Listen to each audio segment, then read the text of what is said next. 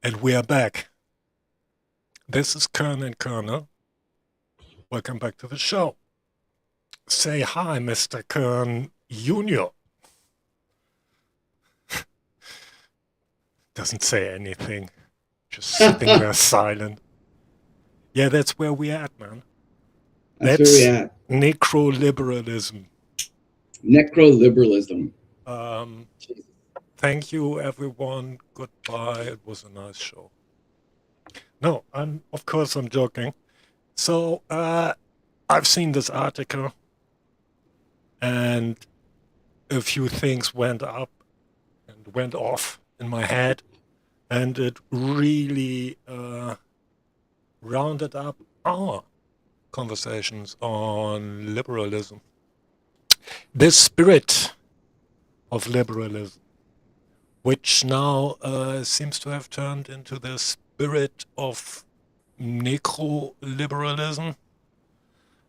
And that was something I felt to pick up on because it's too fucking important. Also, the other thing that came up in the article was the term deliberation in this context of Walter Benjamin and the Frankfurt School and the project of essentially socialism overcoming the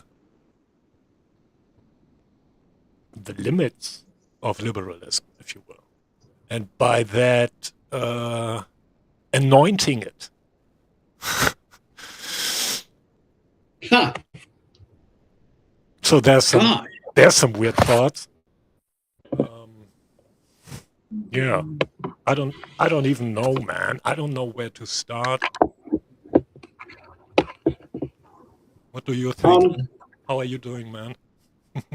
I'm doing fine. The idea of the Frankfurt School overcoming the deficits of liberalism would be different from, or socialism overcoming the deficits of liberalism would still be retaining liberalism, and indeed not only retaining it as you say, anointing it. I myself make this even more holy and more sacred, and more frightening, at least from a Frankfurt School perspective, and introducing democratic liberalism. And the question is sort of why. In other words, why keep liberalism? Why not just democracy? And why not just socialism? On the assumption that when people talk about socialism, they're talking about the collective power of the state, or if you don't like that, the collective, dedicated to, well, the collective, in terms, or in other words, public interest, in terms of some sort of or administered in terms of some sort of equality. So socialism involves public interest for the collective, or the state acting, or the collective acting in the public interest, not the private interest, not the interest of the non-political few, through the mechanism, institutional mechanism of equality. That's all well and good. There is, to think about this on the macro scale, there are two problems with this. One is that there needs to be some protection against the temptations of power itself. And this is the,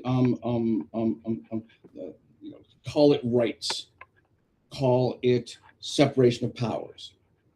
The idea is that there needs to be some other institutional location, power, authority, process, which can mitigate the claim that power corrupts. And as they say, absolute power corrupts absolutely. This is to a certain degree. This is what Foucault says, and in a tradition of modern theorists that goes all the way back to Tocqueville, is that the socialism threatens to turn democracy into a democracy of ants, into a democracy of individuals who have been deracinated, who simply obey, this sort of Foucault's nightmare, and Tocqueville says this as well.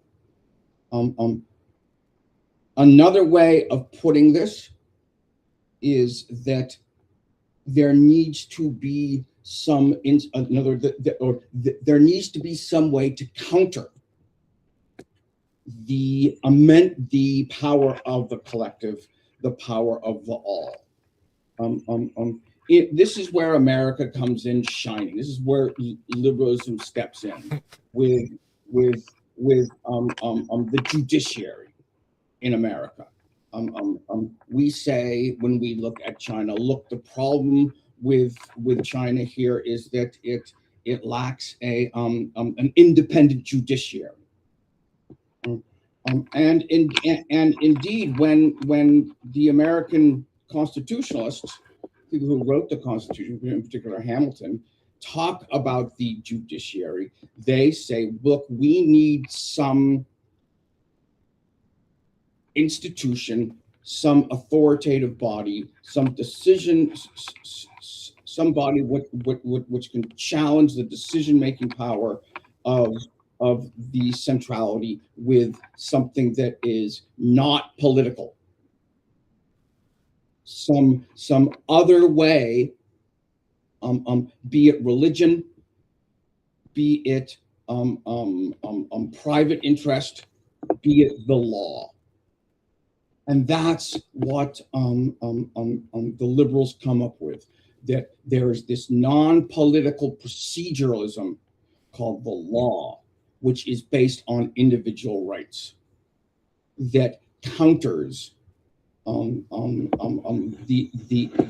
power of centralism. Mm-hmm. To put it another way, the things which our folks loathe about centralism or central power is that it prevents other institutions from criticizing or speaking up. In other words, what we don't get is a free press, which to my mind is perhaps the greatest insult of centralized power. And then add to this religiosity, or any sort of normative rule. And what I mean by that is, if you don't have some countervailing institutional power, be it the law as it is organized through individual rights, be those individual rights involved with property or not, then on what basis do officials make decisions? On what basis do individuals come up with this notion of this is right and that is wrong? And what the Americans see and what Hegel sees is that there's only really one way that individuals make this decision, and that in terms of their own normative values. And these normative values, when collectivized, become a culture. A culture, when it becomes institutionalized, it becomes a culture of elites. American death cult. Exactly. Or we could call them isolated bureaucrats. And the best way, perhaps we can explain the way they think, is as Kantians. In other words, they organize things in terms of some sense of universals and particulars, through which they can say, this is an aberration, this is an anomaly, Yeah. this is this is what unifies us as a both elite culture and generalized political. The bad culture. things we allegedly have to do to bring about the good. You know, Exactly. that old grift. Yeah, there's oh man, you already brought up so much, but what strikes me the most right now are how the attacks on individual rights go along with attacks on international law. And you could see that in the person of Fritz Gemerz, who at the start of this war went out to say that Germany, of course, would be part of defensive operations in this, just to walk back from that a few days later when he realized that none of this is covered by international law and this is all just criminal clusterfuck. So we stepped away, which was interesting to observe that our elites are so dumbfounded taken by their own delusions of grandeur or whatever, that that this is even possible. That as a chancellor of the fucking German Republic, you don't see this coming. This is just they are so into this. There seems to be no controlling factor anymore. All those, I don't know, advisors must be all of them just yes men and yes women, who in turn are surrounded by, I don't know, equally dumb people, or it's just a grift. That at this point people realized, hey man, the rich fucks, they're so clueless, they don't know even who they are, never mind what they are doing. We can just, hey, let's just cream their fucking ego, put some coke on it, and yeah, there you go. Yes. So to a certain degree, I mean, what we're talking about is I think is the reason why we keep on returning to liberalism. Liberalism here being a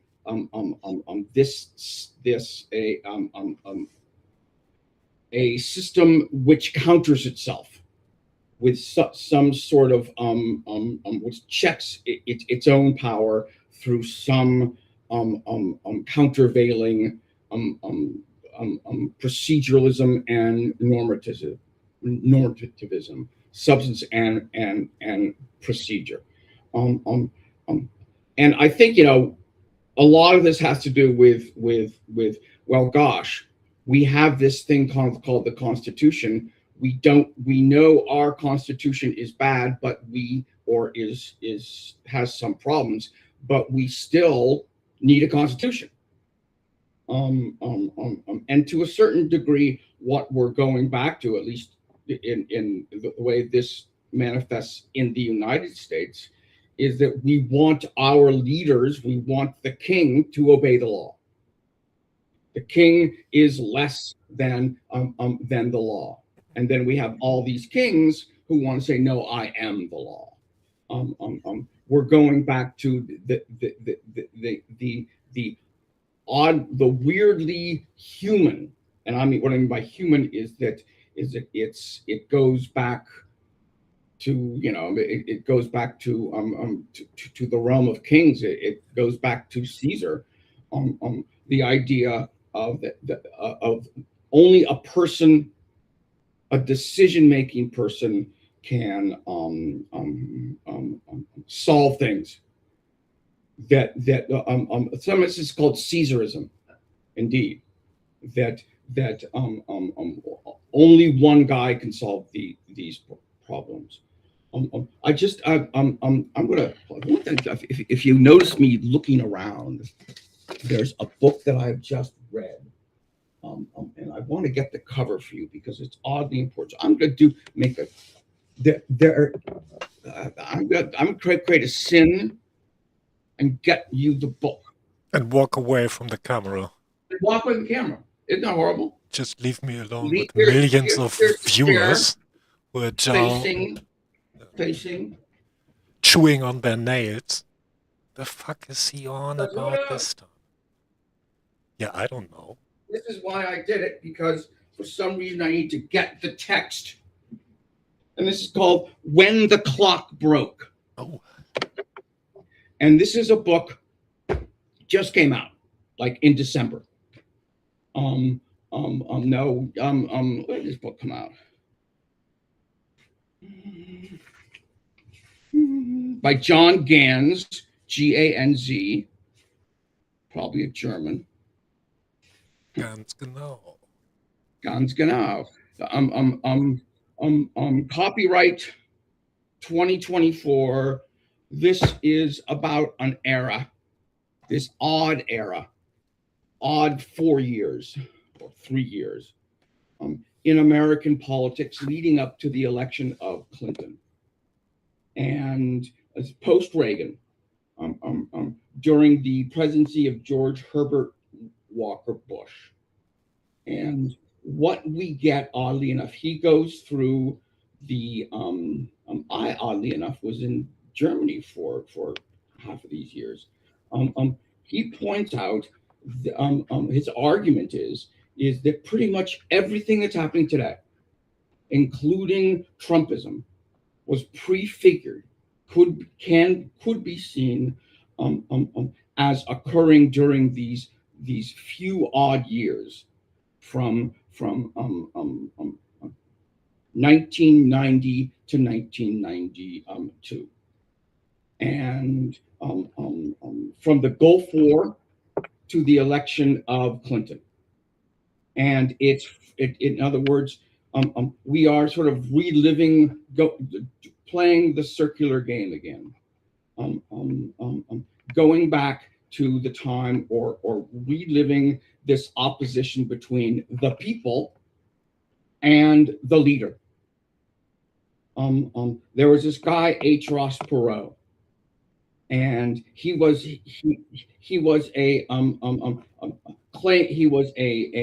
billionaire who made his money through computerizing state finances. Claimed that he made his money as a good old-fashioned capitalist entrepreneur, which was an utter lie because he made it through computerizing Social Security. He came to power as a guy who, during a weird moment in 1990 to 92, claiming that there were prisoners of war still alive in Vietnam. Wow.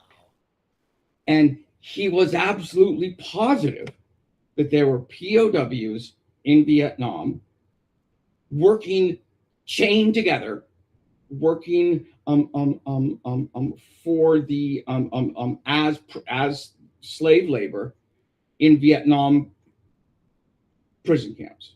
Now, this is something like 20 years after the Vietnam War is over.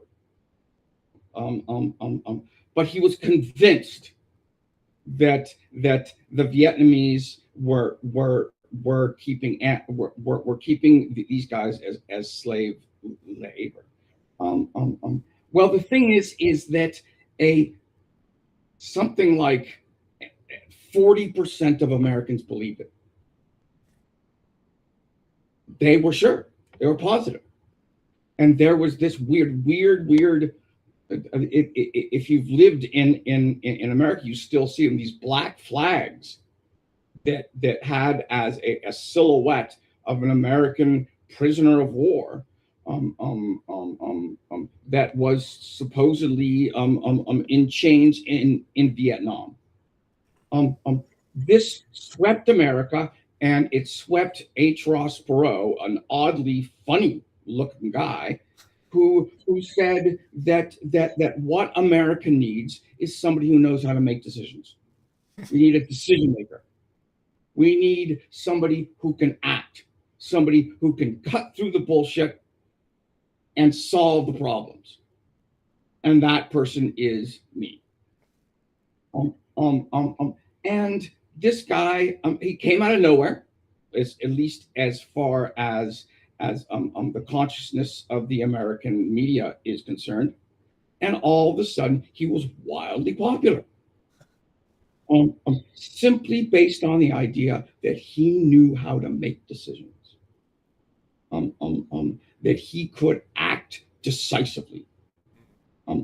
Nobody was really sure. He never really said what it is he wanted to do, but people liked the idea that he could act, that he was forceful. And then, however, he is unsuccessful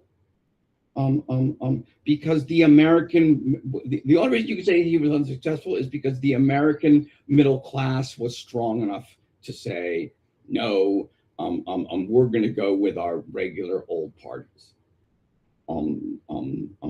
And he came in. He was the most successful third party candidate since George Wallace,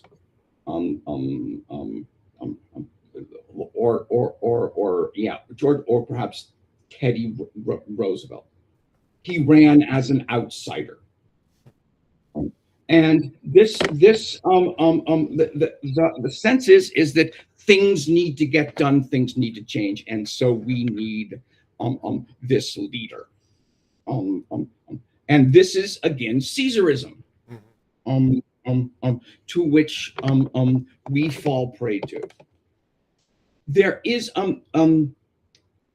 this is precisely what the guys in the Federalist Papers, the guys who wrote the American Constitution, the Federalist Papers, for those who don't know, they are a collection of essays by the guys who wrote Hamilton and Madison, the guys, the smartest guys in the room, the guys who wrote who had a great say in how the Constitution was written and then how it should be interpreted. And their biggest fear was the connection, the ultimate connection between the state, between the executive, was democracy. And what democracy could do is it could usher to power a Caesar. And in their very complicated book, they say over and over again, well, we're setting up the division of labor or the separation of powers and checks and balances and the judiciary. And then later on, we set up individual rights to prevent Caesarism. And everything that they were afraid of has come true. And indeed, we get Donald Trump 30 years after this guy, 25 years, saying, "I alone can fix everything." What democracy does in its bad form, in its dangerous form, in its malfunctional form, dysfunctional form, is it ushers to the stage the dark side of the personal. Given that modern politics that what makes it so intoxicating and what is at stake in an odd sense is the relationship of the personal and the political. Mm-hmm. The idea that each of us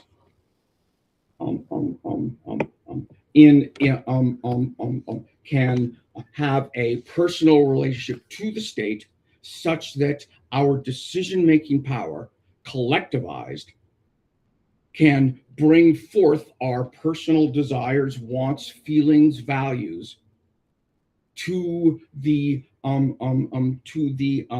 essential and most powerful aspects of the institutional state. Let me coin this another way and see what you say to that, because Caesar was also maybe one of the first really successful populists in a way. Yeah. You could argue actually he was also a lefty, because he was very popular with the actual populace, like with the people. And that's also why the Senate had to get rid of him.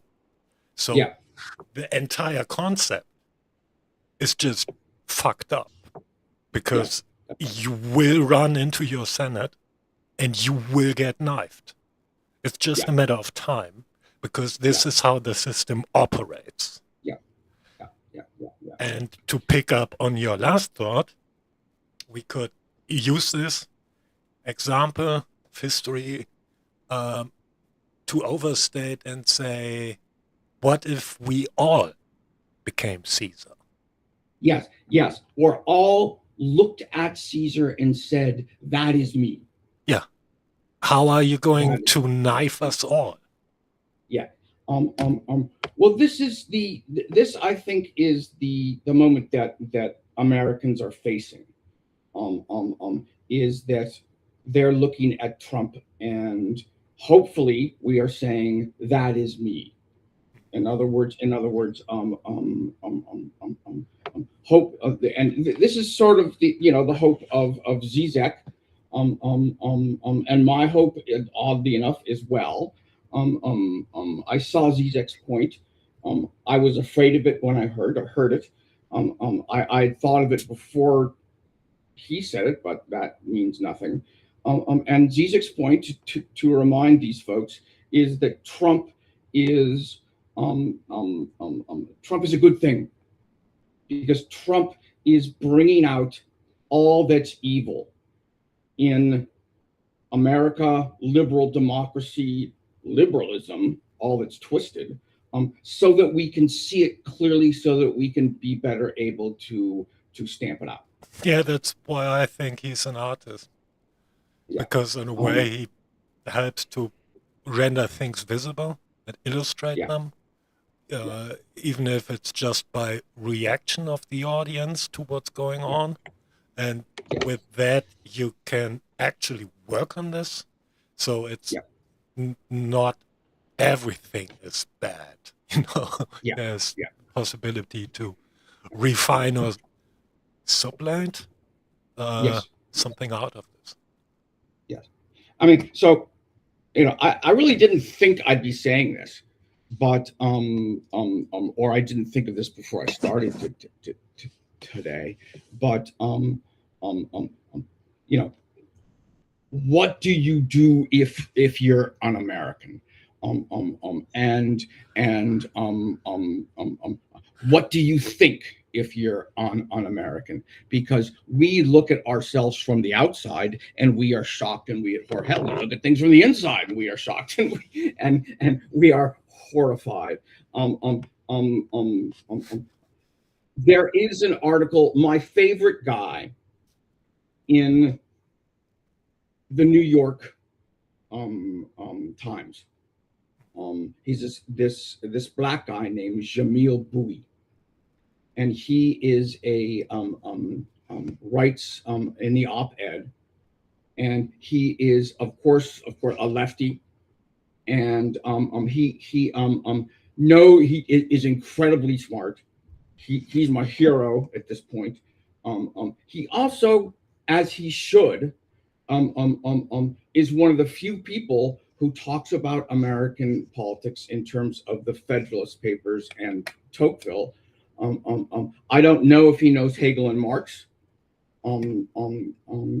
There are strong, powerful of Hegel, Marx, Tocqueville, and the Federalist Papers, to my mind, are all thinking the same thing. They're all working with the same demons. This guy knows how to talk American Constitution, which is its own sort of language. He wrote something in the article yesterday saying, "What is the leftist theory of power?" What's the leftist theory of power? He says, because I don't know one. I don't know. Well, that's what he says. I have one. New York Times, man. There you go. That's disappointing there. Well, what's interesting, and this is a problem with the European Frankfurt School as well, is that there are folks who have a theory of power in which they articulate as an analysis. In other words, this is how power works, and this is how horrible it is, and that everything that you do and everything that you say and everything that you think is predetermined by capitalism. And capitalism is everywhere, and it's all about money, and everything we do with money only reinforces the capitalist system. And if you listen to them, then there is no way out. Yeah. In other words, it's just power and only power. When the only solution that they have, because they are so wrapped up in how sex is power and how the culture is power and how eating is power and dancing is power, everything is power, and in some way it is not only power but it's domination.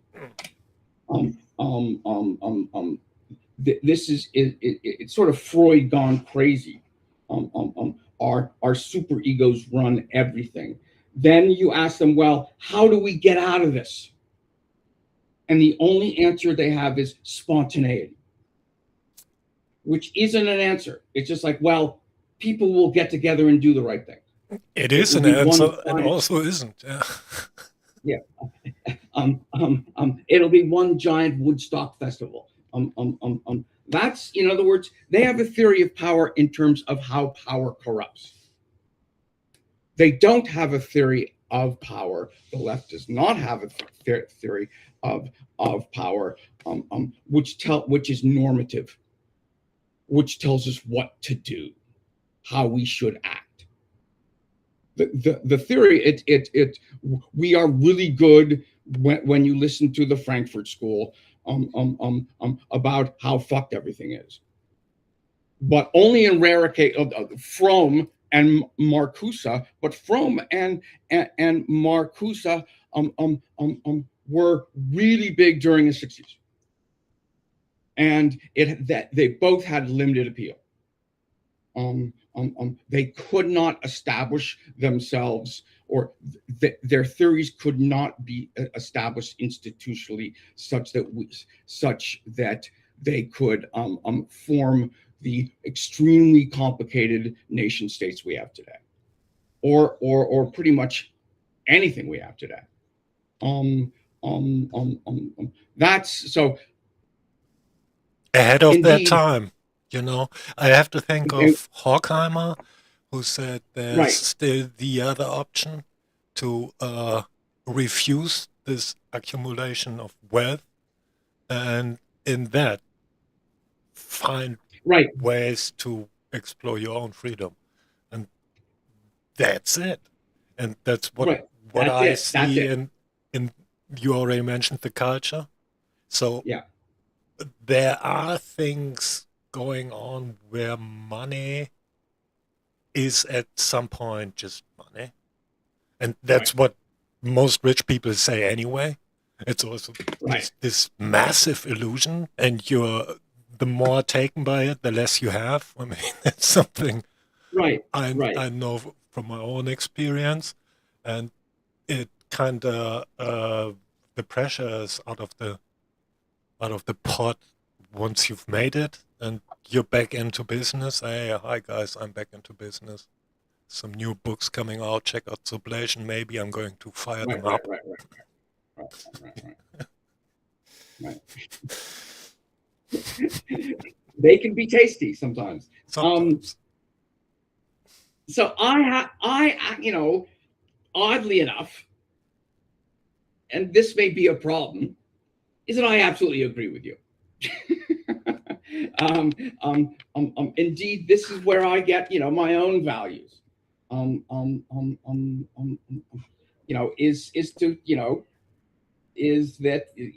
Is this sort of distaste for money, which, by the way, has a old history. That Marx points out that the history of the first folks who object to the capitalist system, or to capitalism, and the realm of money are the aristocrats, the elite, the ones who have their stakes in a feudal culture of nobility. And to a certain degree, this is the draw of Nietzsche to the left. I got in an argument with some Kantian the other day who said that there's absolutely nothing that Nietzsche says that is worthwhile. Absolutely nothing. Yeah. And his focus was on the will to power. And it's all about power. And what I realized that this guy didn't get is that Nietzsche was essentially, and thus spoke Zarathustra in particular, is a Romangsbildung about empowering oneself. That Nietzsche's vision of power isn't one class over another, which is how, or it isn't one group over another. It's not that the Superman, the Uberman, is an artist. Yeah. That's, and sort of what the Zarathustra is not a list of things of the way of what we will do when we take power. It's not Mein Kampf. It is the story of a guy who happens to live forever, and who seems to be cursed with immortality, and he is trying to make himself a better person. Could be an artist. And he fucks up constantly. And his story is about taking his ashes to the mountains. And his ashes are his ideals that have burned to a crisp. Because he goes down off the mountain to take his ideal amongst the people, and he realizes that his ideals are shit, and he goes back up the mountain. Mm-hmm. And he tells us that he's done this a number of times. Zarathustra is trying to come up with a self that is better. It is it's a Bildungsroman. It's about it, and what Zarathustra says, like any novel, what a character says in the first chapter has to be understood as what the character says in the first chapter, not the middle chapters, not the final chapters, because the character changes over time. In other words, it's not changes you when you see someone dancing on a rope and he's just falling to death. You know, you're a different person after that. So he's horrified, and he realizes that, and he actually like says, you know, he feels sorry for this guy. And then he goes, fellow artists, and he says, well, that's not going to happen to me. and he's coming down off the mountain. He's carrying his ashes, and he sees this a fellow artist who is fucked up by a dwarf-like humanity. And he says, you know, I'm going to go and interact with the culture again, and try for this not to happen. He comes to the conclusion that the real issue is organizing the relationship of power to time, and that's the eternal return of the same. In an odd sense, you know, as I, you know, with this book that I just mentioned, and everything that we're happening right now was happening in 1990s. And then we go back to Caesar. You know, the thing that horrified me about Zizek is, one, that, look, Trump, I see what you're saying, Zizek, and it's accelerationism. Let's make things as bad as possible so the system can fall apart, so that we can fix it. And that in its own way is like, well, holy shit, right? You defeatist motherfucker! What are you up to? A lot of people have to die. A lot of suffering has to happen for us to get better. But indeed, you know, Zizek isn't saying, he says we may have to die in order for things to get better. You know, it's sort of, you know, it's what you say to yourself when you're fighting the Nazis. Well, I'm going to have to die in order for things to hope to get things to get better. Yeah. That's one thing that I don't like about that thinking. Although now this thinking is the only thinking that we have. It's the only thinking left. Is that, well, the good thing about Trump is that now we know who we are. The other thing is that nothing ever gets better. Is that this is what we're going to have to fight forever. In other words, okay, so maybe there is going to be a huge anti-Trump moment. You know, FDR will be reelected, and who knows, you know, things are going to go great. But we, you know, to what extent have we solved anything in terms of what it means to be human? In terms of how can we reconstruct, or how can we make sure this doesn't happen again? Yeah, maybe, but forever is a fucking long time, man.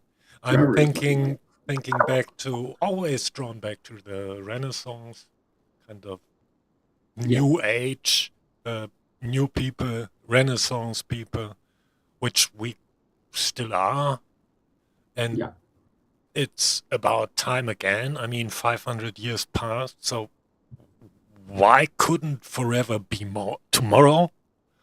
And what the fuck is keeping us from just going there? You know? Right. It seems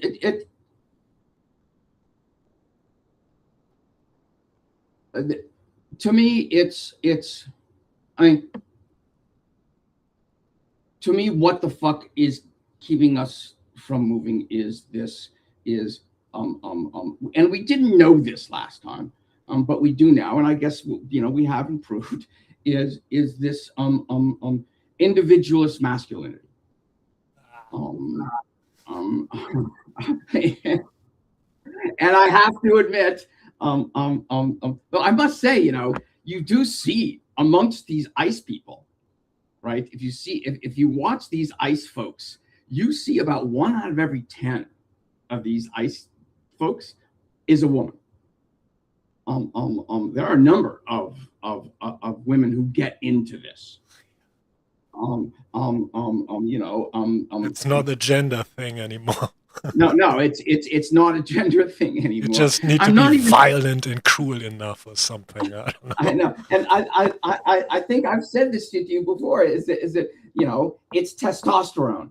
The problem is testosterone. The only problem is the most interesting people are the ones who have the most testosterone. What do we do with the agon? What do we do with our need to distinguish ourselves? What do we do with our desire to compete? To show that we are the best? To a certain degree, this is the curse of Aristotelian excellence. Because don't forget, Alexander the Great was a student of Aristotle, and Aristotle the Great I agree with Mary Beard. Alexander the Great was essentially a drunken thug who had a gang of Macedonians who figured out how to use cavalry and phalanxes, and just walked over everybody else. And that's it. He was a drunk. He was a thug, and he died at 30. And what we got was Hellenism. But really, he was motivated. The legend is that he studied under Aristotle, and Aristotle's whole thing, the greatness of politics is that it brings out human excellence. I think that's sort of the fear that we have of politics.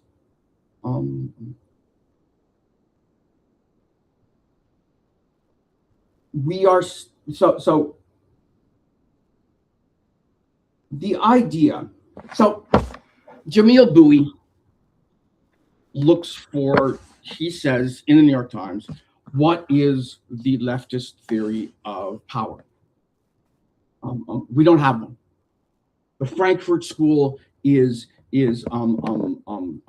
not provided us with a positivist, or a positivist, I take that back. A normative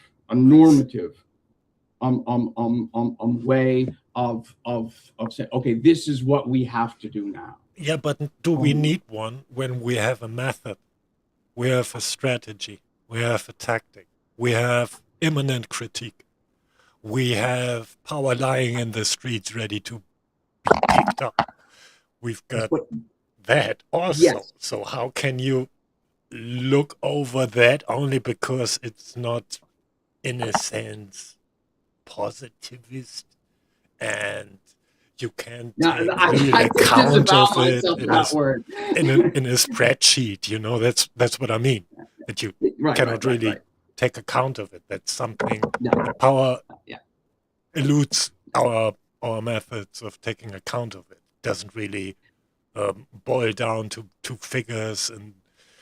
Right. No, I agree. And it's like, no. There's, to a certain, it's always amusing when they talk about the inflation rate or the GDP, and some state official, Republican or Democrat, says, well, our economy is doing great, and here's a number. Here's an image. It's one number. Nice spectacle. And it shows us how well we're doing. Yeah, and that's what I mean. They are operating in this realm Guy Debord called here the society of the spectacle, where where all relations, everything is mediated by images and by things and by this spectacle that has to be going on, has to be driven further, and we cannot really stop and think about the actual value of a number like the GDP or the concept.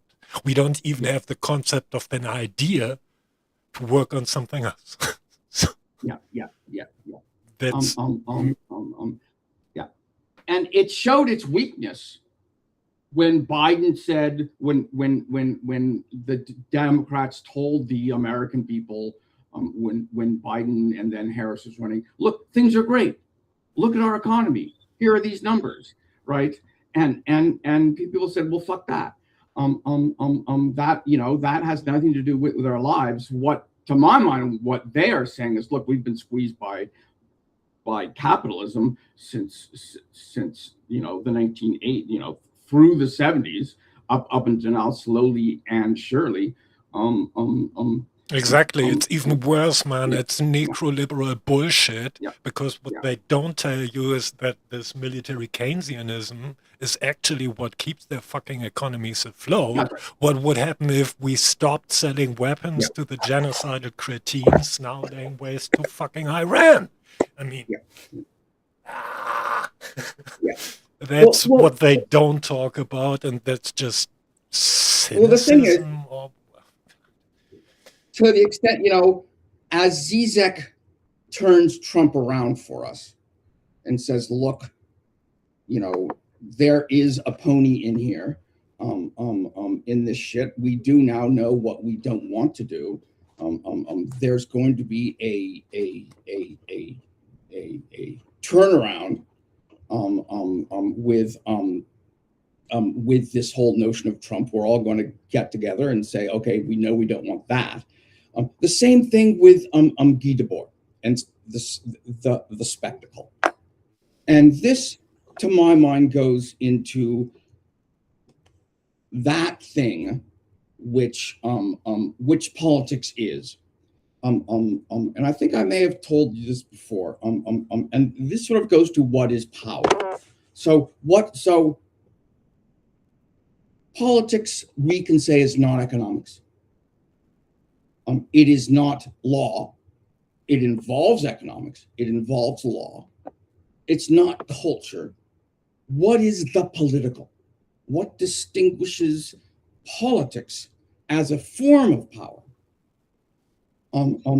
Because the only way we have, and be the very definition of power, is that which is controlled by politics, or that is which is manipulated by politics. The object of politics is power. Politics is an activity, the object of which is the goal of which is power. Now, it's not money, it's not culture, it's not law, it's not administration, it's not even love. All of these things have power, but that realm of humanity that makes human activity politics is the theater. Is that politics is performed in front, on a stage. There's a backstage and there's an audience. If politics isn't seen, then it's not politics, it's just power. And this is, I think, what the Greeks knew. It's what Thucydides knew. There's this great line. So there's the great thing about Thucydides is that he puts two speeches together, or there are two key speeches. One is the funeral oration by Pericles. And this is a brilliant piece on the various ways in which the Athenian democracy works. And indeed, he connects he connects this. One of the last things he said is that it works to the extent that each of us brings the evokes our sense of being lovers of the state, lovers of the people. We must approach politics as if we are lovers. That's what, in other words, we must indeed, when we approach the beloved, we dress ourselves up in our most attractive ways. That's the thing that the beloved evokes in us. We want to bring our best selves to the city. That's what Pericles is saying. In other words, we want to take an intensely personal, but not just personal, but erotic relationship to the city. We want to be our best. The problem, to a certain degree, ultimately is Alcibiades, who also wants to bring his best, which is this sort of oddly corrupt fellow, but he is sort of like a Nietzschean artist, I'd say. But the real difficulty is the Melian dialogue. So this is worth going in, particularly in terms of the problem of the spectacle. So, and indeed, this is a story of when the spectacle works, when it works for us. So it doesn't, however, work for the Melians. So, based on the idea that all politics, that geography is fate. If you look at the map of the Aegean Sea, and you look at the place of Sparta and its place in the Greek geography, and you look at all the Spartan allies, and you look at Athens, and you see that Athens really has the power of the navy, and Sparta has the power of the army or whatever. And you look, you check this out, and you see this little island called Milos, and you explain the strategy of the Athenians, which is to control the sea. And one of the first things you see is this little island called Melos. Well, the first thing the Athenians have to do is take this island. This island is crucial. This little, it's off the Peloponnesian coast. It is on the route that one takes if one wants to circle the Peloponnese and get on the other side, on the Italian side. You've got to take this island. Well, this island at the time is occupied by folks who are related to the Spartans, and they and the Athenians show up with 5 or 6 ships, and they say, "Okay, look at this map. We have to take you. So give up. You have to be on our side. We don't have any choice about this." The Melians say, "Wait a minute. What do you mean you don't have any choice? You're Athens. You're the most powerful people here." And the Athenians said, "Well, that's why we have to take you over. We have to take you over because well, first off, because we can." And this is, and people are talking about the Melian dialogue today from the perspective of the Melians. People are interpreting Trump's position as the Athenian position, that the rich or the powerful do what they will, and the poor do what they must. We are taking you over because we can take you over. We are and you, because you are weak, you must do what we say. Your desire for local freedom is just crazy talk. You will lose, and we will annihilate you.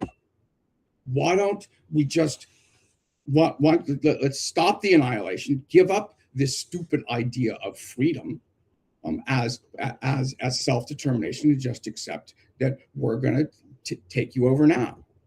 And the Melians say, we are going to be helped by the Spartans. And the Athenians said, fat chance. The Spartans don't even like to sail in a boat. They're not going to help you. And then the Melians said, we're going to go with chance. Maybe we will defeat you. And the Athenian says, chance, hope. There's a dream. Look, we can bring 50 ships here next year and completely destroy you. Give up. We are going to control you and tell you what to do. You're going to lose this aspect of self-determination for your own. You can't be neutral. We can't let you be neutral. And then the Melians then say, wait a minute. You don't need us. This isn't necessary. You don't need us as an island. You can still sail around the Peloponnese, and you can just ignore us. And the Athenians say something which reveals their weakness. And the Athenians, no, we can't let you go. And the reason why is because everybody is watching. Everybody sees that if we don't take you over, then we will be weak. We aren't acting that they confess according to what we want. We're doing this because we have to do it because everybody is looking. In other words, the Athenians understand that they are actors on stage and they're playing out a script. And they have no other choice but to do this because this is what the audience expects. And if they don't do what the audience expects, everybody is going to say, Athens, so you didn't take over Melos. Maybe we have a choice. Maybe we can resist Athens. Is that the case? I mean, I've been in theater.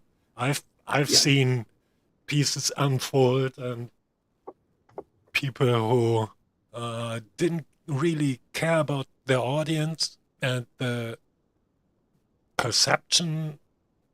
So by that alone, you have a certain energy that's attractive on its own. So there are ways to counter this this rationale, essentially, and to lay bare also by doing so how this drive to comfort your audience and to play along with this game is also, I mean, it's a loss of agency that is essentially delusionally normative or something.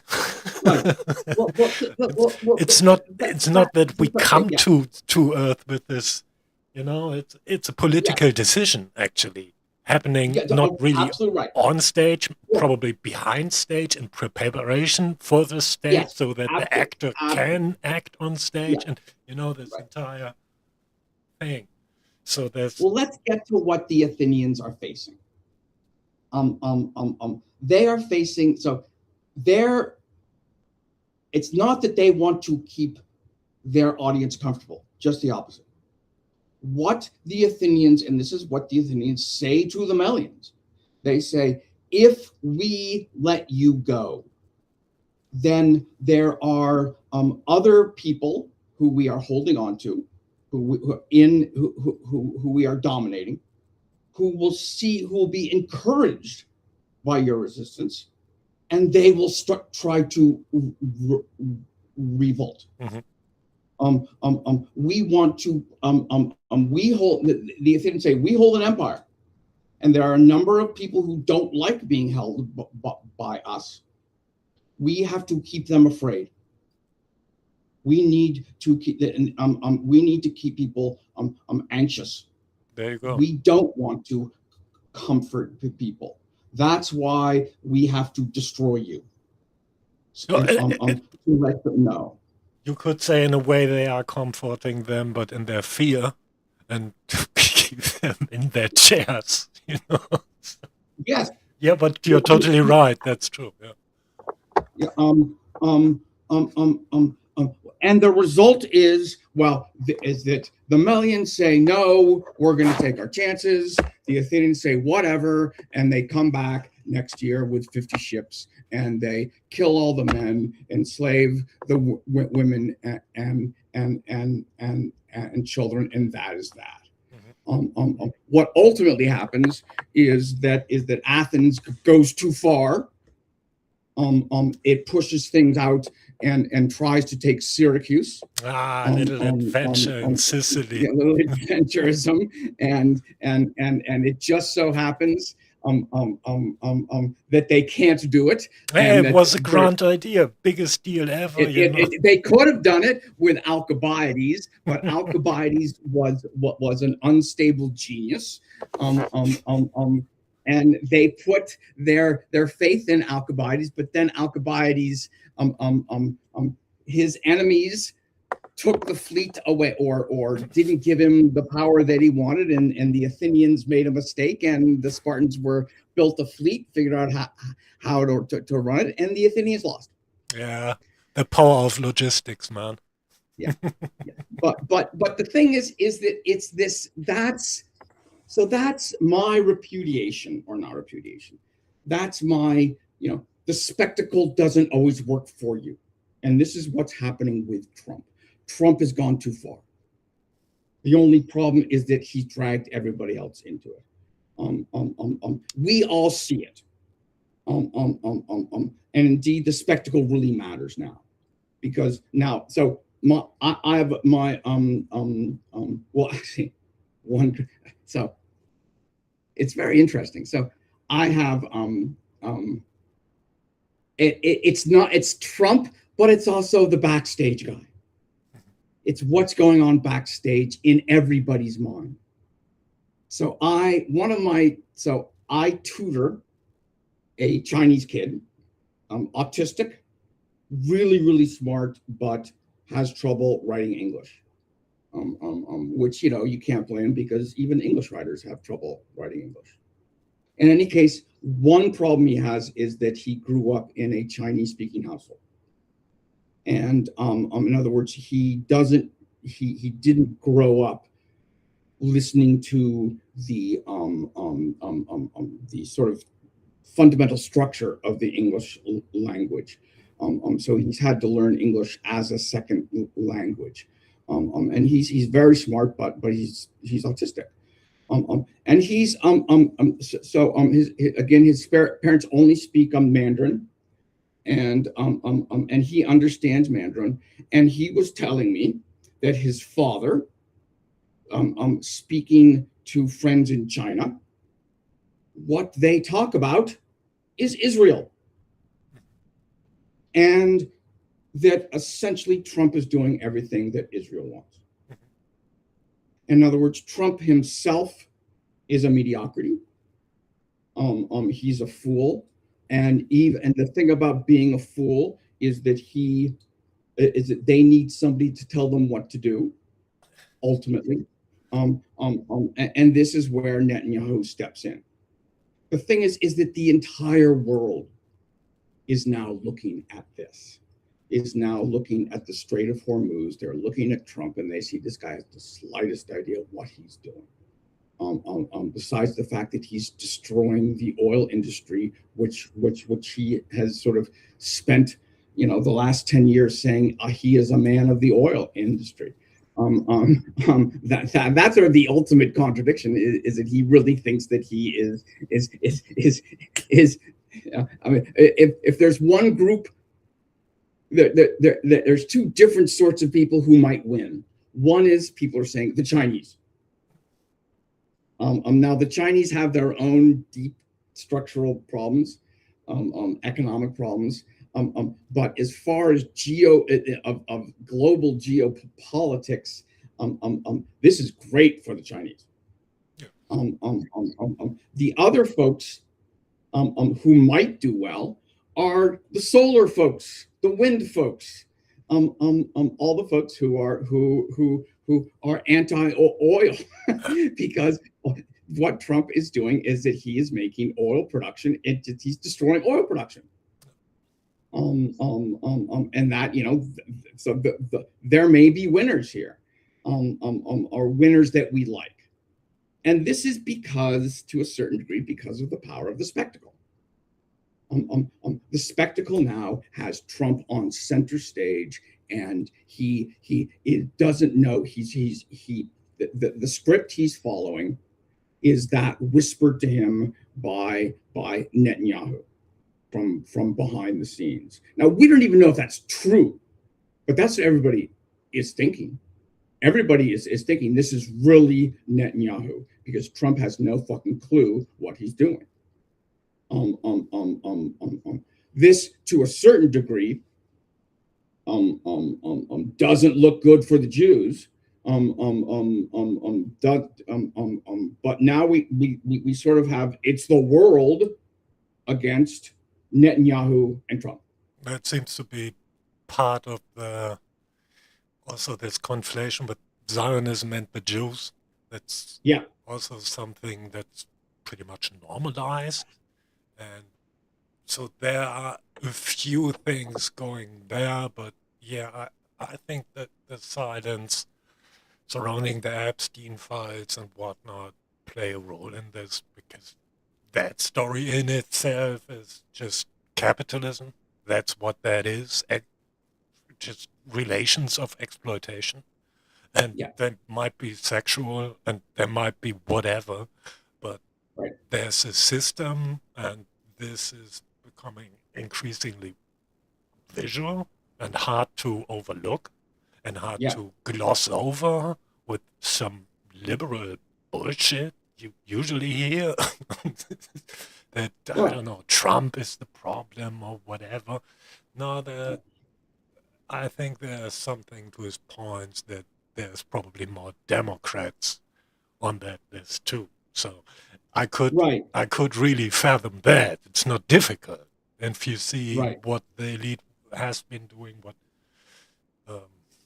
others did before, and you're also so on point with this side note that he's more of a mediocre guy who just continues Trump, who just continues this Trump, the Obama's drone warfare from Afghanistan, now Iran, and this is just, there's the total absence of any strategy.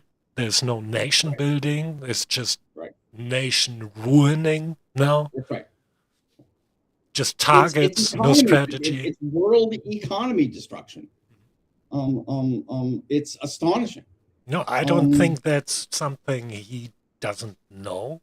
That's something that he or advisors in the White House haven't seen coming. I think he's really the fall guy for a more cynical take, that they don't give a fuck. That it's really part of the equation, that it's now actually central program to have everyone suffer and maybe have the US suffer the least. But that's the way how they can keep the empire afloat. And so I don't think so. It's as far as I can tell, the US this is a total loser for the Republicans. The Republicans are in, if they want the U.S., no matter how much qualitatively the U.S. suffers, the electorate is blaming Trump. Trump's only solution only viable solution is a coup. Trump's only possibility of holding on to power is to stop the elections. That's his. He has no choice here.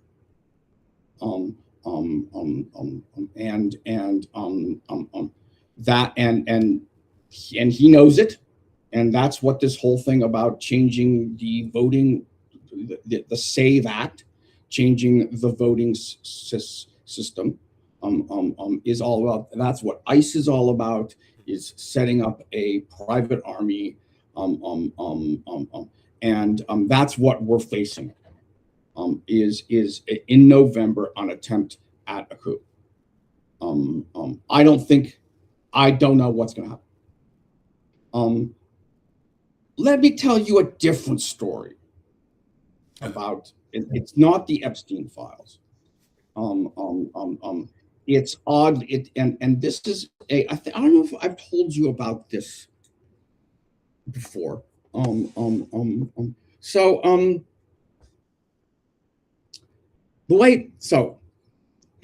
this focuses on Israel. And from what now I myself, when I talk about Israel to my students, because they want to know, my Chinese students, they are asking me, what is going on with Israel? Why are our parents talking about Israel in China? And they're all blaming Israel. And so what story do I tell them? Well, first of all, I say there's a difference between the Israelis and the state of Israel. And that up until October 7th, 2022 or 23, 23, it was sort of by, there were half, Israel was pretty much divided, 55 leftist and 45% rightists. It's just that the leftists were divided into three equal parts, three different parties, and they couldn't get their shit together. And that's how Netanyahu stayed in power. But a slim majority of Israelis wanted peace. That's what I understand from the people who I know who live in Israel, and all of my Israeli and Jewish friends, as well as the press. The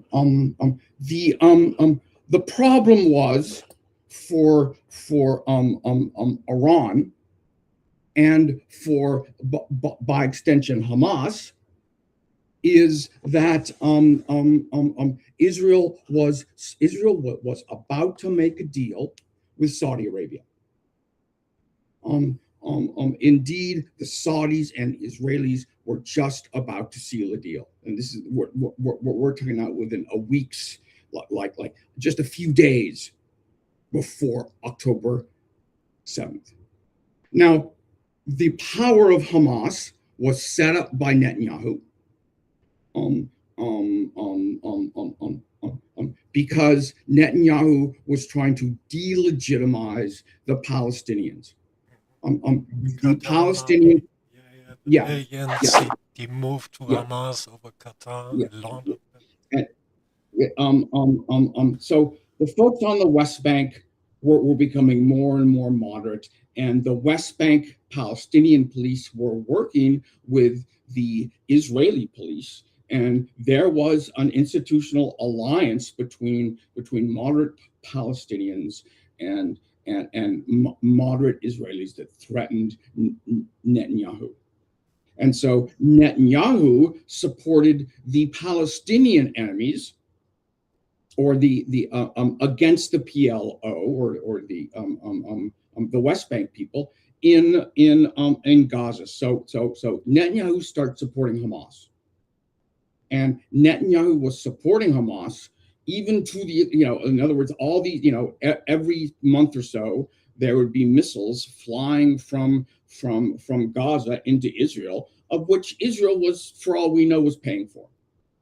Because every time these missiles flew, people would hate the Palestinians who more. And that benefited Netanyahu. Furthermore, Netanyahu's government paid less and less attention to security walls at the southern end of Gaza. They stopped investing in making sure that there was a strong fence, so to speak, that could keep Hamas in, or the people in Gaza in, or whatever. When Israel tells Hamas, Iran is freaked out that Israel and Saudi Arabia are going to make an alliance, and Iran signals Hamas to break their ties with Netanyahu, and well, actually not they break their ties, to attack, to cross the border and attack, and they killed 1,300 Israelis. That's October 7th. Netanyahu, in a sense, let's be honest, Netanyahu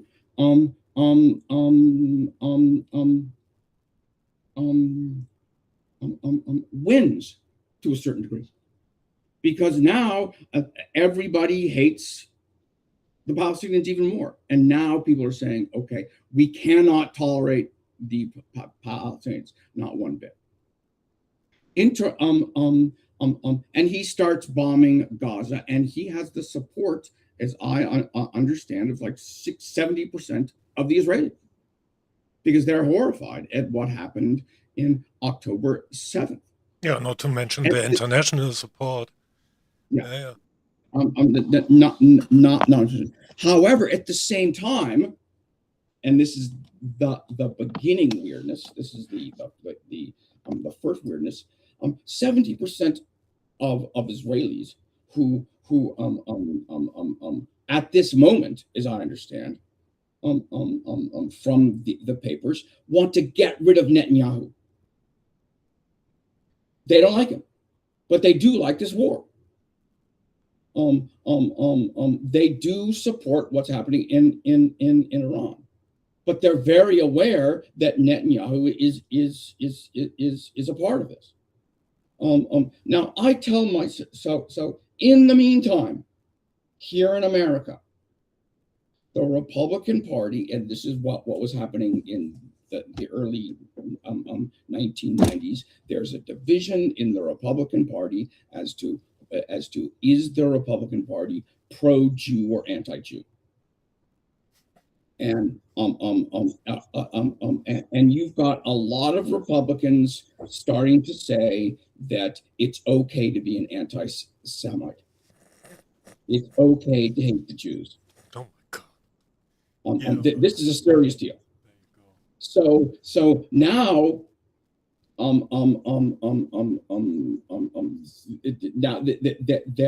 there's a huge increase in attacking synagogues from the right.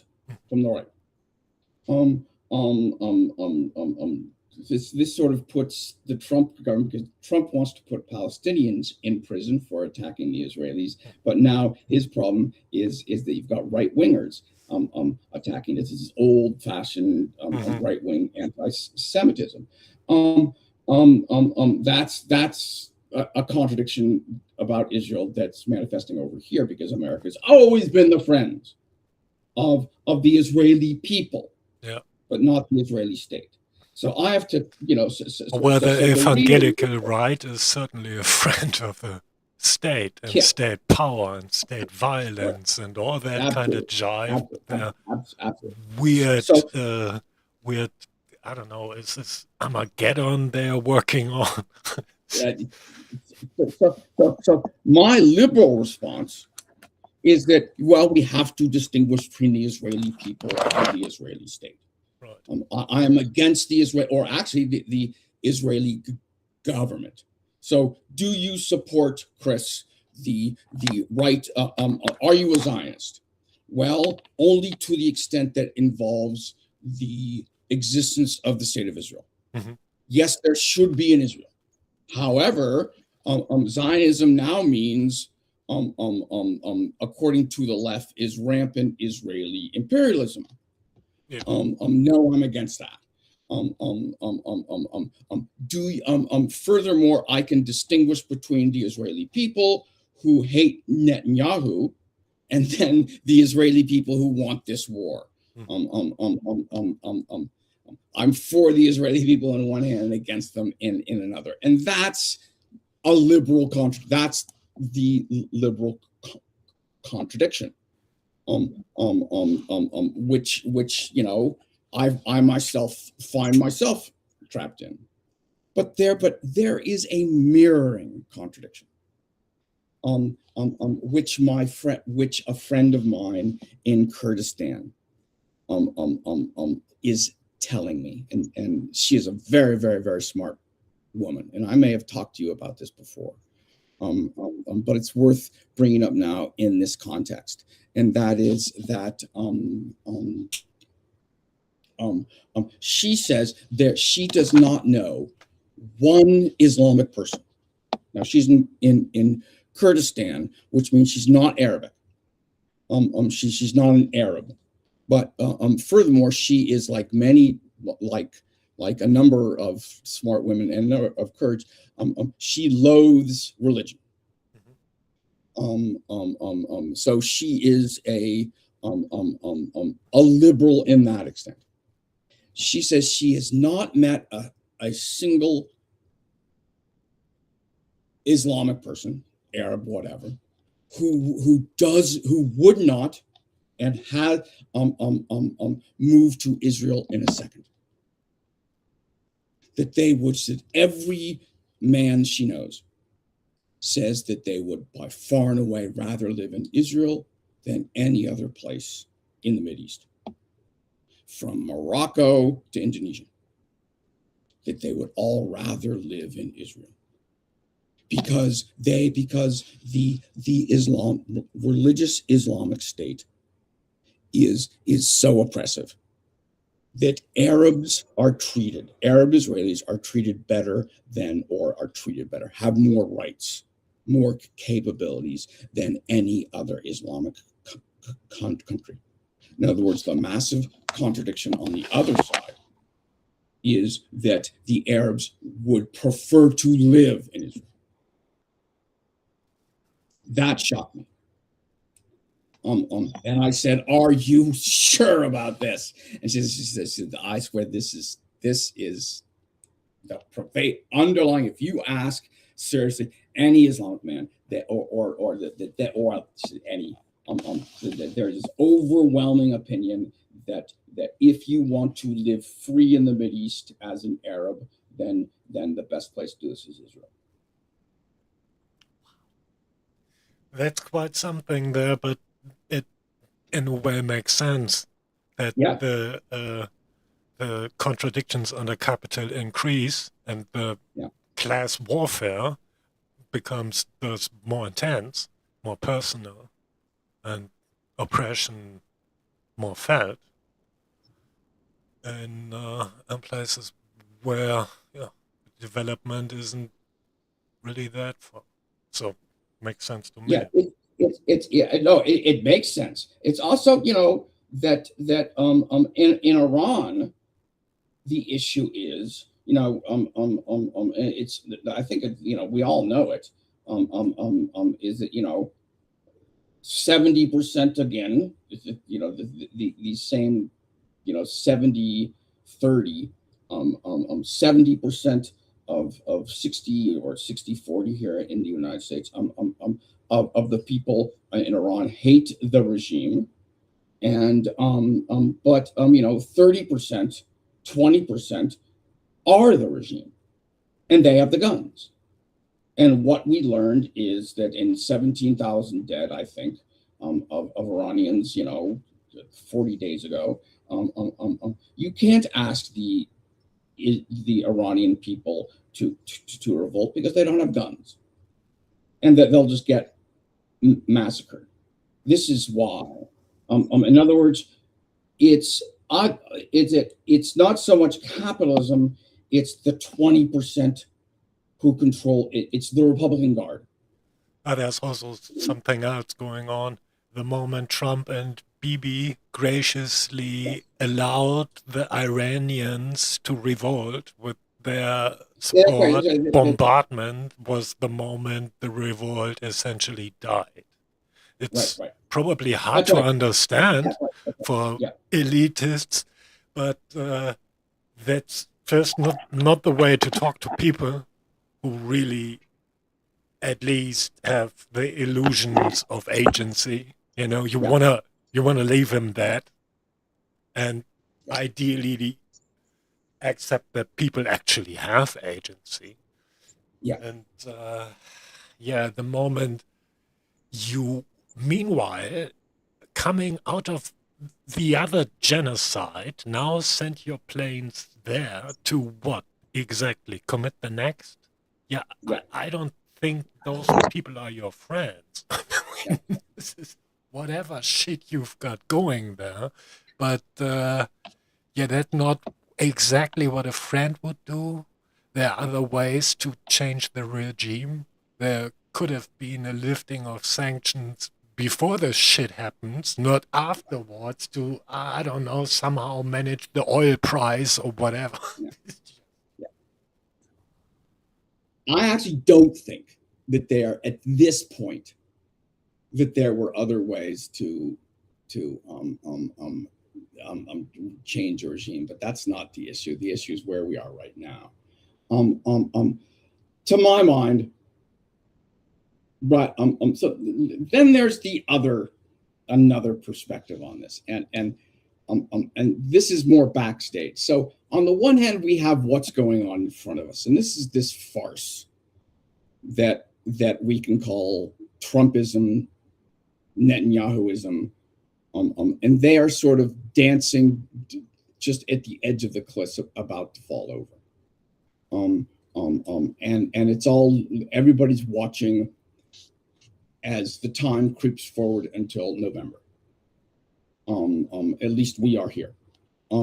Then there is the other side, or the backstage, and the backstage is the oil companies themselves and capitalism itself, and the major corporate leaders, and the corporate status quo. Are they going to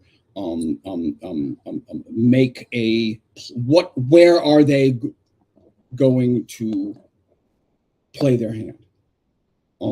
And the real question is, for them, is to what extent do we make money off of war and instability, as opposed to what we make off of peace and trade? And right now is a great time to be selling drones and missiles and airplanes, because and indeed, oh my goodness, Europe looks like it's going to have to rearm. There's a lot of money to be made there. So in other words, capitalism does well during a war to a certain extent. And that's the extent to which the infrastructure, that's the extent to which capital is destroyed. At the same time, another part of capital says, no. We make money when the Strait of Hormuz is open. To what extent, it's not stability versus chaos, it's which sort of chaos is going to win. The most, to a certain degree, there's the chaos of war, and then there's the chaos which is happening, the anarchy which is happening, and the underlying source of problems is that the capitalist system has won the class war. And the problem with winning is, indeed, this is what the Athenians say in the implication of the Athenian position in the Melian dialogue, is that when you're alone on the stage, when you've got all the power, then everybody's watching you. And that's what the Athenians say to the Melians. They say, look, everybody's watching us. They don't care about you. They're watching us. and everybody's waiting for us to fuck up. And everyone's looking for a weakness in us. That's why we can't let you go. We have to be strong everywhere.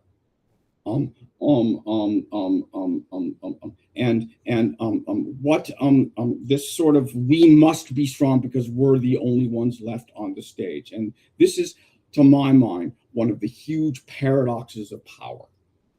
Yeah, but it goes a long way to explain why failure is being reaffirmed and constantly reproduced. Right. The more power you have, the more you are on the stage alone.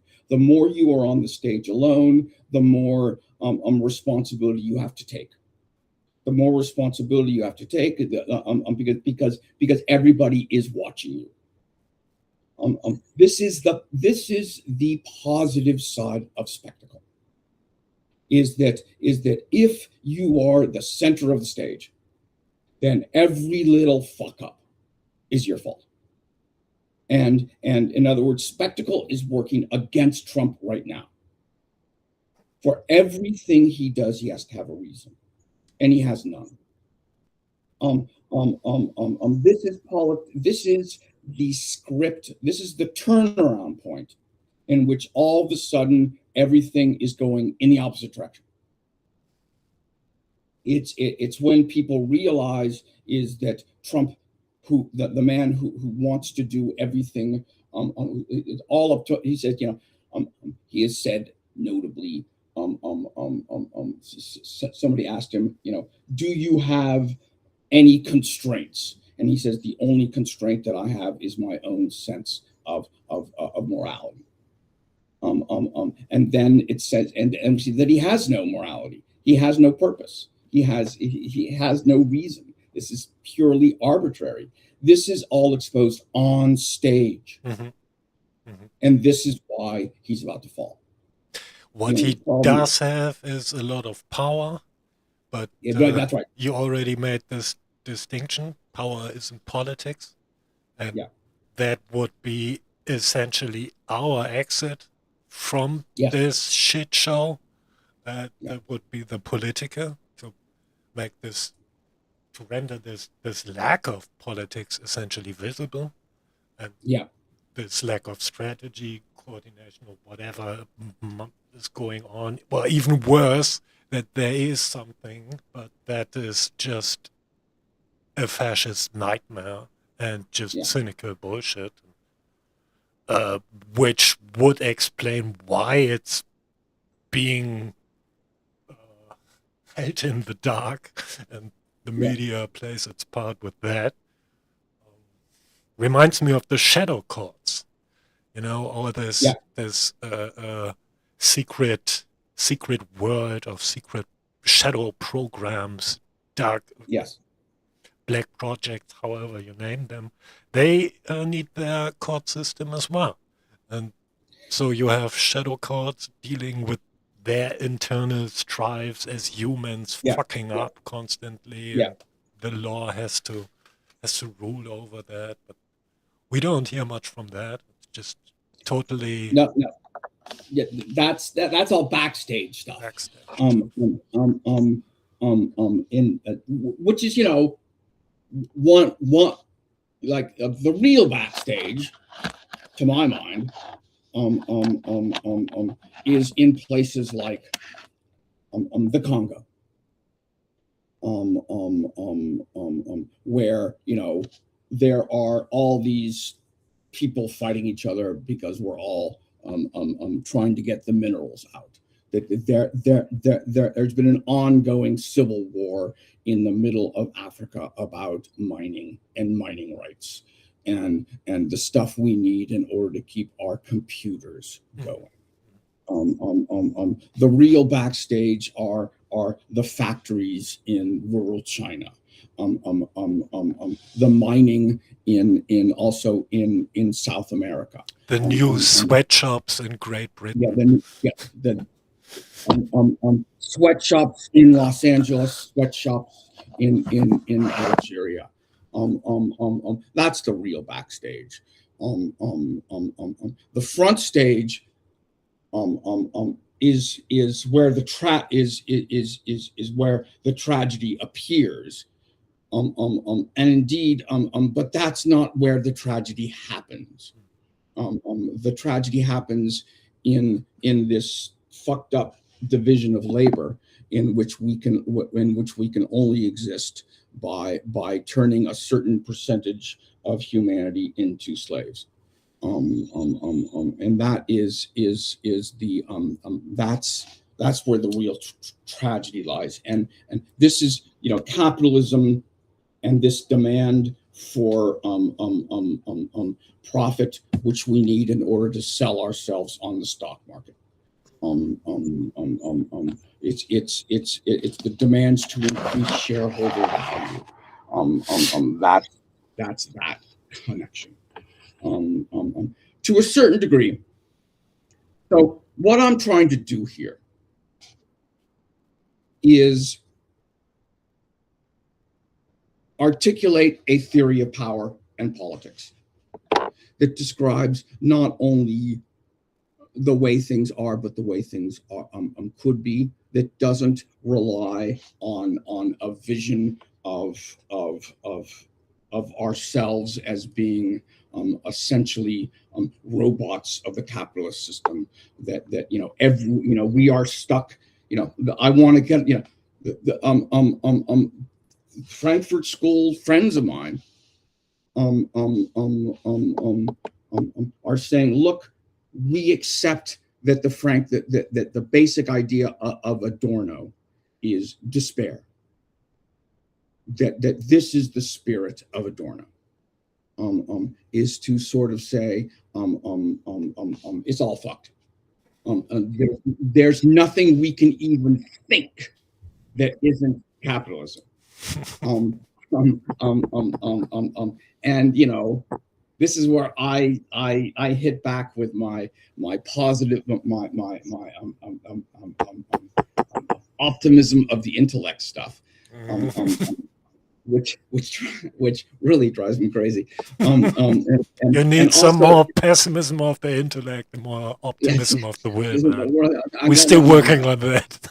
Yeah, I still believe that. However, that makes me a romantic, just like you, and that we believe in the artist, right?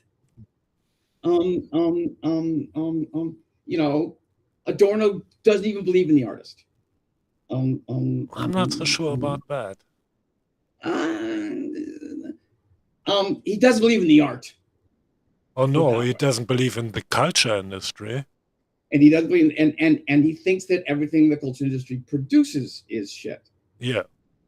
Like jazz music. Which doesn't mean that every artist produces shit, Oh, absolutely. So there's this distinction then. Although I must say, here's my response to let me show you pride of place of my art. So I have all this art on the wall. Appropriately, a lot of Kandinsky, but pride of place.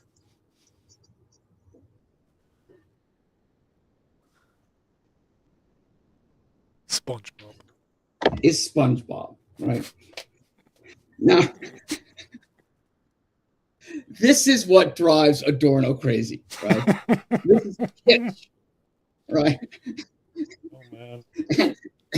And this, to my mind, this is my repudiation, is I love SpongeBob. Yeah, I don't.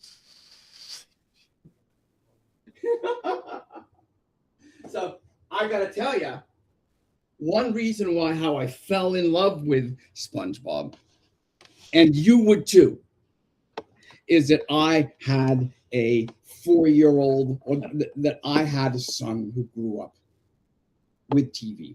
Mm-hmm. And we let him watch TV, and we would watch it with him because sometimes we just needed to pacify him because,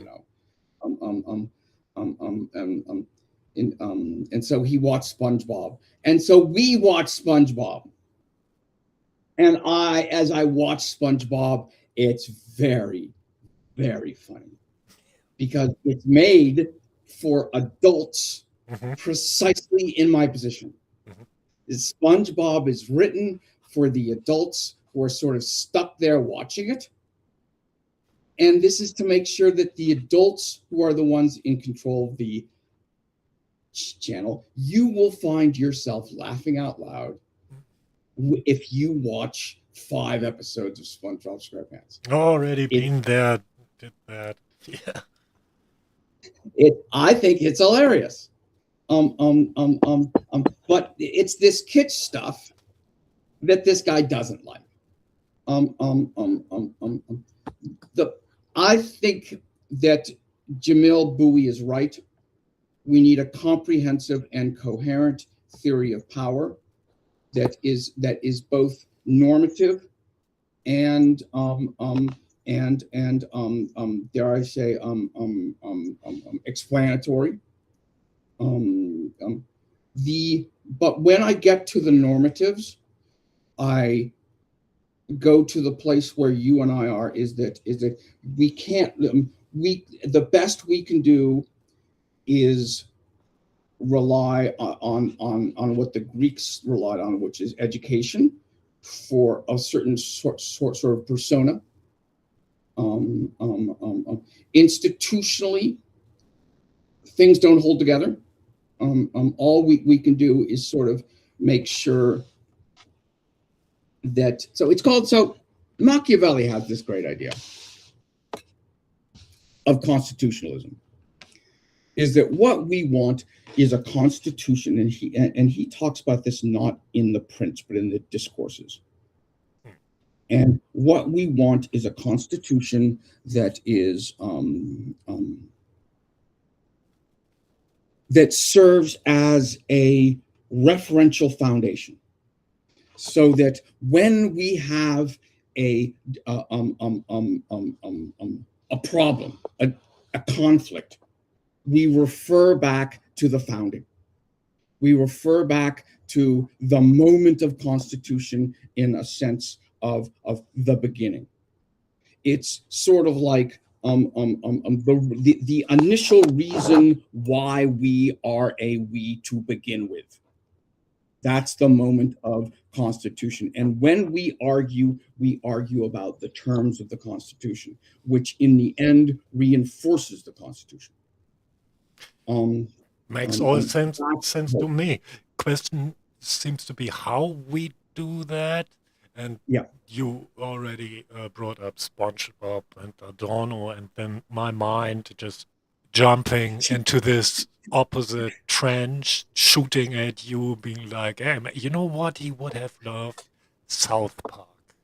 That's a series he would have loved, because that's not really conforming consumers in their bougie nightmares to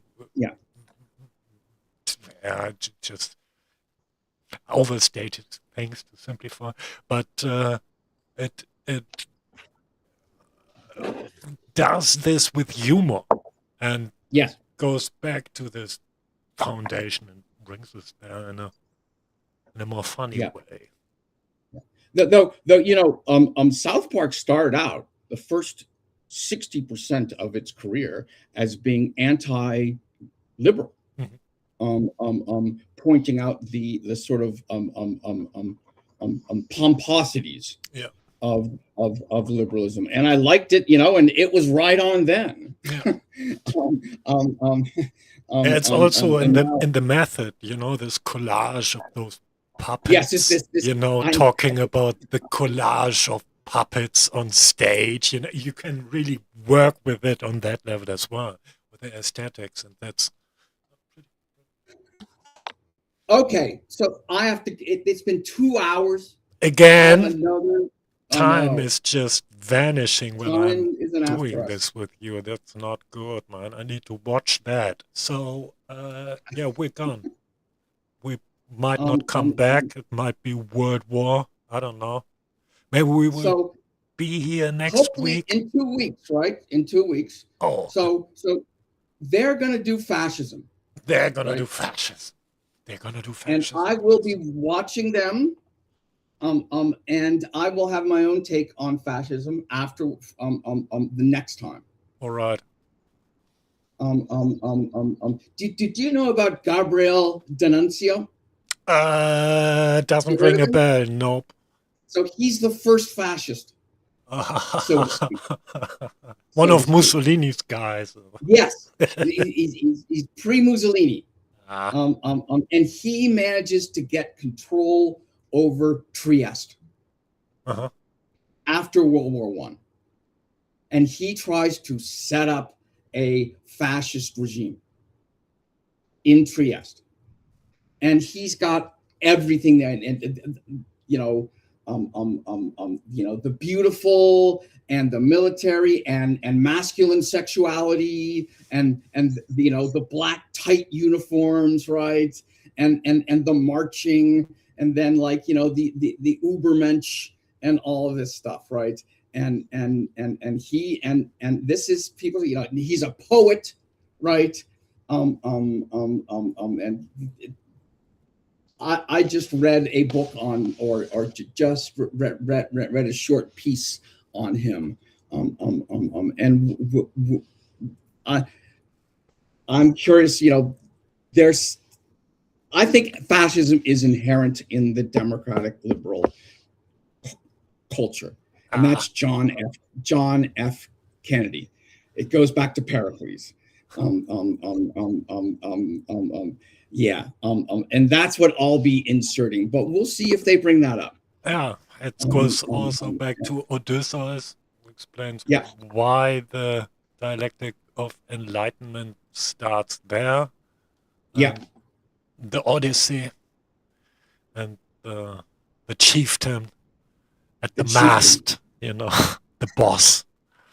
Everyone else has to put glue in their ears or whatever.